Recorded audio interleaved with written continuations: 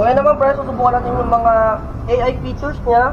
Ito, yung may follow, may droning, may circle, may rocket, spotlight, and direction track. Subukan natin to kahit sa mga konti lang or saglit lang. So itong follow, click nyo na yung follow, tapos mayroon siyang settings, mamimili lang kayo.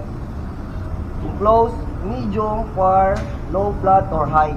So ito muna tayo sa default settings niya, close na naka-flat. So, follow nyo, harap nyo lang din, and then click nyo yung start. So, ganyan lang. Susunod sa akin yan kapag naglalakad ako.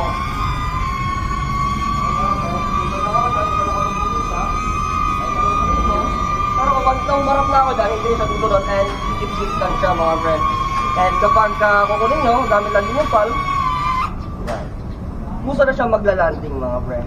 So ngayon naman mga friend, susubukan naman natin yung isa niyang features na droning. So default setting lang din. Usually 4 meters to rise, and then yun lang, paliparan na natin. Ganyan lang. Sabi nyo lang kamay nyo, make sure na naka-open palm kayo, and then start. And then, ito na ang kagandahan niya. Gusto na siyang aalin mga pre. Ganyan lang siya, aatras siya. Ang shot niya is pa-atras, and then may shot ulit siya na papalik. So, ganyan lang siya, 4 meters. Ayan siya, and then another recording na palapit.